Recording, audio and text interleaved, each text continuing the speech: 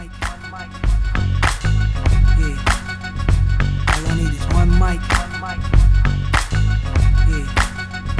All I need is one mic. Hey everybody, welcome back to One Mic, and today I'm here to talk about Season 2, Episode 2 of HBO's House of the Dragon, entitled Rhaenyra the Cruel.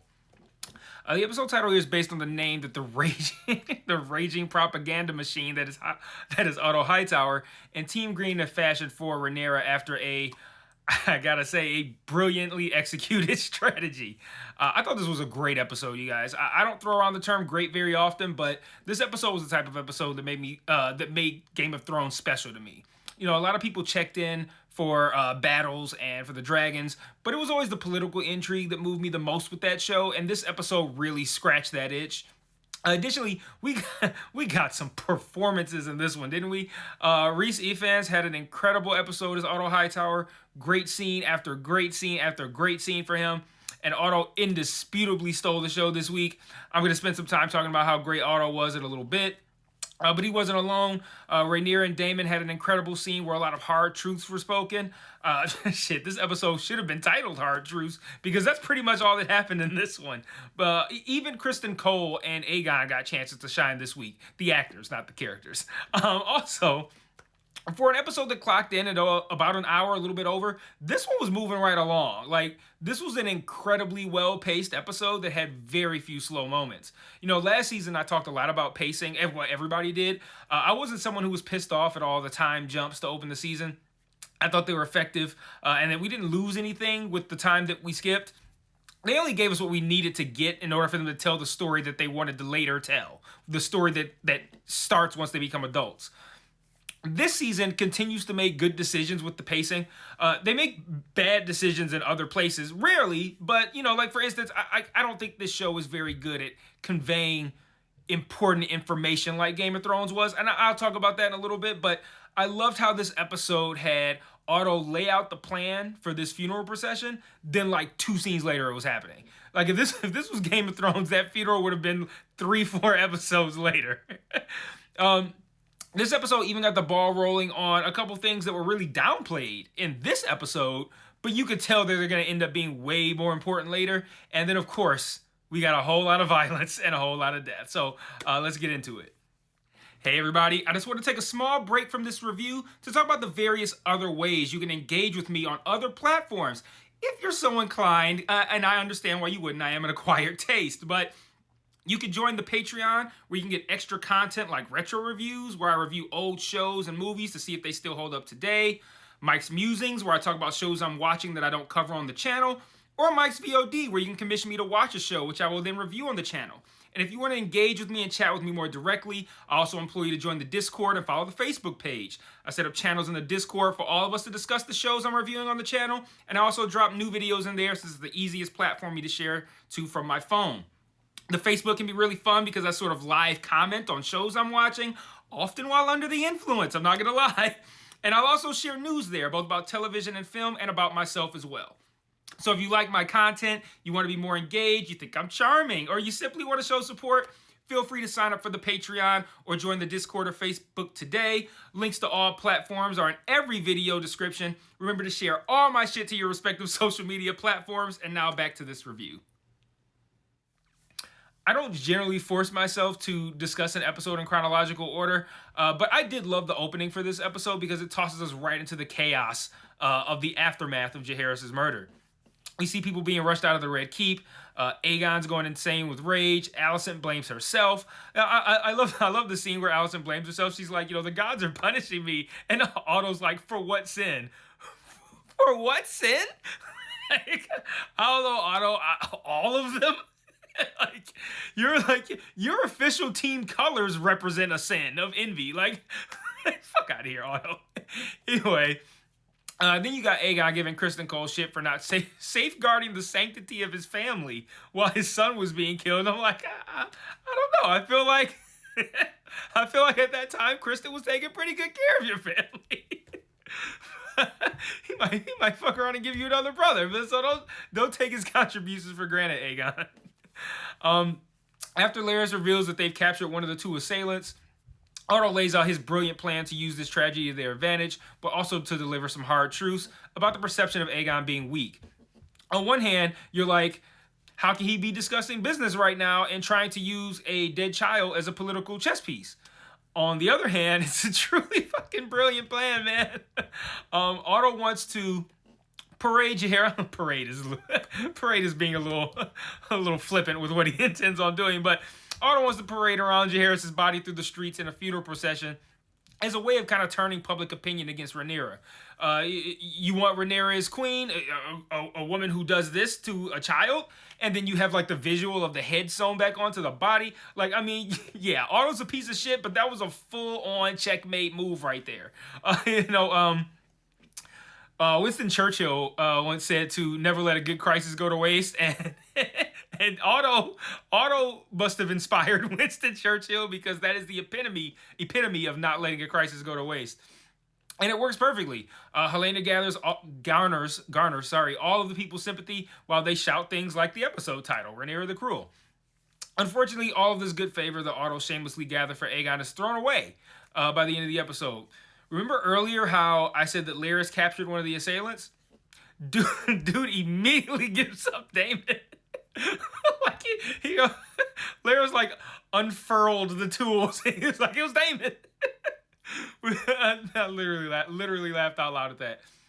And then he says the other guy was a rat catcher and he never got his real name. The readers didn't either. We just know blood and cheese. In response, Aegon hangs all of the rat catchers who work at the Red Keep in a public display just to make sure he gets the one that was responsible. Unfortunately, what else he got was a lot of upset families at the deaths of their innocent, meager rat catcher relatives. Otto returns for another great scene here. Verbally eviscerating Aegon for this, and with good cause. He had to throw any manner of decency out of the window to pull off this manipulative funeral procession. It works, and then Aegon immediately and recklessly throws all of that good favor away without even consulting him. Man, this scene was so fucking good, man. Like, to me, this is a top Game of Thrones scene right here, for real. Like, he's like, we bought their approval with your son's blood, and you threw it all away. Like, man, what a great line that was. And then, as if that wasn't bad enough, Aegon's like, I want blood, and you want to have me sitting here doing shit, signing treaties and whatnot. You know who is a man? You know who is a man of action? Criston Cole. That's who. The look on Otto's face when Aegon said that Criston Cole had already acted, my God, what a great moment. Like, a terrible time to reveal this information, a reminder to the audience that Cole had already done something, and a look of this stupid fuck has even more bad news for me. Like, it was so good. And Otto still wasn't done with giving looks of complete and total disgust. After Aegon says that Cole had already acted, he tells Otto the plan of Arik pretending to be his twin Eric, and he uses the word brilliant to describe this plan. And I swear, Otto's eyes were going to roll up into his skull and into the back of his neck. He was so fed up with Aegon at this point. Like, I was losing it. And in this moment, Otto was coming to understand the folly of all of his season 1 actions. His desire to stay throne affiliated by getting Aegon on the throne is now very clearly not what's best for the realm. And he's seeing that now, though it's been obvious to all of us from day one. But Otto gets it now. The best part, though, is the very end. Otto says that Viserys was right about Aegon, and Aegon says, well, he made me king. Listen, there were people who were asleep in Essos who woke up and called bullshit on that. Like, the laugh that Otto does here, and then is that what you think? Like, man, this was easily Otto's best scene of the entire series, and a top Game of Thrones a top Game of Thrones universe moment, scene. So Aegon makes Otto transfer his Hand of the King pin to Criston Cole, which, one, Larys is very clearly making a play for Hand of the King, so he's probably going to be pretty disappointed. And two, I loved how Otto predictably just tossed the pin at Cole's feet. Like, no way you're handing that over respectfully. I'm really interested to see where this is going to go. Aegon seeking blood and has just made one of the stupidest and shittiest people at King's Landing, his right-hand man. Couple that with losing Otto, who, if we're being realistic here, could potentially switch sides. and things are looking pretty bad for Team Green. But let's talk about Criston Cole for a second, unfortunately. There's a lot of blame going around the castle for allowing someone to get close enough to kill the king's son. The person most directly responsible, Criston Cole, is clearly feeling guilty about fucking the king's mom while his son was being killed. while his son was being, I'm sorry, I said killed, just to add the extra emphasis, while his son was being beheaded. But Criston Cole's a piece of shit. Not only is he not going to accept his role in this tragedy, he's going to childishly deflect responsibility onto someone else, and that's what he does in this episode with Sir Arik. Criston lays all sorts of grief on Sir Arik, not just for having a dirty cape, but it's grief that's meant for himself, honestly. He ultimately orders Arik to impersonate his twin Eric and infiltrate Dragonstone to kill Rhaenyra. Arik agrees, and he arrives at Dragonstone just as Rhaenyra has released the White Worm, a character that I could seriously do without. She had just left from a room that contained Eric, and then passes Arik arriving at the shore, and you could tell she kind of puts two and two together in this moment. But Arik does still make it all the way to Rhaenyra's room, and we're treated to a great fight between the twins that contains both kind of like, I love you and I don't want to kill you, but I will vibes, with the expected now I can't tell which twin is which moments. I don't know which twin ultimately wins the battle, though I could, because I can't tell them apart. But I didn't bother figuring it out, because before I could, the other one understandably kills himself. I'm pretty sure that was Eric that killed himself, and Arik that was killed prior, since he apologized to Rhaenyra before he killed himself, but I didn't double check that, but it doesn't matter. They're both dead. So now that's the end result of the first act of the new Hand of the King, the drama continues to escalate. And remember, Criston Cole already hates Rhaenyra for making him betray his vows and have sex with her in season 1. So now that that hate can be fully reciprocated from Rhaenyra toward him, I look forward to that, because Criston Cole's a very, very unlikable person. So the last plot thread to touch on before I wrap up with a few thoughts is the response on Dragonstone to the beheading. Rhaenyra has no clue what Daemon did to end the episode last week, so she's of course shocked to not only learn of the beheading, but to also learn that she's being blamed for it. The whole time they're having this conversation where she's shocked at how this can happen, no one is looking at Daemon, who's sitting very conspicuously next to her with big "I did this" energy. He's the Occam's razor explanation, sitting right there next to Rhaenyra, and no one says anything. But Rhaenyra finally asks him, and they have a great scene in private quarters where, again, a lot of harsh truths are delivered. Rhaenyra accuses Daemon of still clinging to the throne, saying that he's using her as a tool to grasp at his stolen inheritance. I love that line. And that he wasn't made heir because Viserys couldn't trust him, just like she can't trust him now because of the kind of shit that he's doing. And this is why. So Daemon talks about the inability of both her and Viserys to do what is necessary to rule, essentially calling them weak for being unwilling to spill blood to get the job done. Just another great scene in an episode that was chock full of them, featuring great performances from both Emma Darcy and Matt Smith. This was a really, really good scene. It kind of tied into this scene is a brief bedroom scene with Corlys and Rhaenys.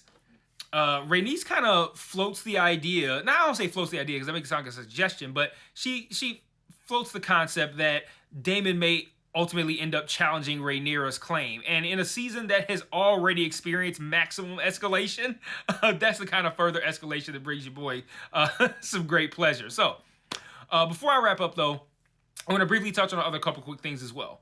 For starters, at the beginning of the video, I said there are some things that this show doesn't do as good as Game of Thrones. And one of those things is making sure that the viewer has all the tools they need to understand what's going on. You know, last week I talked about how the show had done a poor job of conveying Aegon's kid situation and the mistakes it made in delivering that final scene. You know, this week my wife made a kind of similar point about how the show isn't really that great with locations either. You know, me and her have watched the entirety of Game of Thrones a half dozen plus times.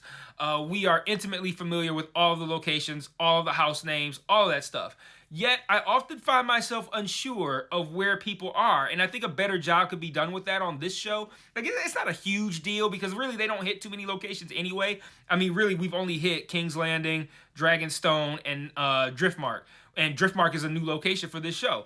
But I just feel like familiar locations should look the same as they do on Game of Thrones, and I often find myself watching scenes like in the Red Keep, for example, that I feel like I should know or recognize every room of importance in the Red Keep. Yet oftentimes I'll find myself like, where are they at right now? Like, I don't even know where this is. And again, that's a very small issue, but in a world this vast with this many characters, it's important to know where you are, who everybody is, how they're affiliated and related with one another. And this show is even more complex with that than Game of Thrones is, and Game of Thrones was. And so I feel like they should be doing a little bit more to be just a little bit better in that regard. Lastly, and this kind of ties into what I just said about locations, there are a couple of scenes I want to briefly talk about. The first is at Driftmark with Alan and his brother Adam. We met Alan in one scene last week, and we meet Adam, his brother, in one scene this week. Not much comes of this scene other than learning that Alan isn't interested in hanging out with Corlys, but I continue to be intrigued by how something this seemingly insignificant is certain to become monumentally important later. But these scenes do need to get meaningful right away. Like, the next time I see Alan, the scene needs to matter, and it needs to not just be a reminder that he exists like this one was. And to that point, I have the same thoughts regarding another scene in this episode with this guy Hugh. You're probably like, who the fuck is that? Exactly. So we saw him in the previously on before the episode started. He was making a request of Aegon. He said something about some iron. I can't remember what he said, but we see him again this week. And he's talking about a food shortage at King's Landing, and how there are people who do have food that are overcharging overcharging people who want to buy it. He also has apparently a sick kid in his house. And he says that Aegon has promised him some relief. And I can't imagine how this one small, insignificant guy in presumably Flea Bottom, what did I say about locations? I don't know if he's a Flea Bottom. I remember when they first entered the room, I'm like, this don't even look like a House of Westeros. But I can't imagine how this guy is going to be important enough to have his story told. But like, I don't know, if this nobody ends up killing Aegon out of revenge or something like that, that'd be pretty sweet. So that's all I got for this week. Let me know what you thought about this great episode in the comments. And until next week, peace.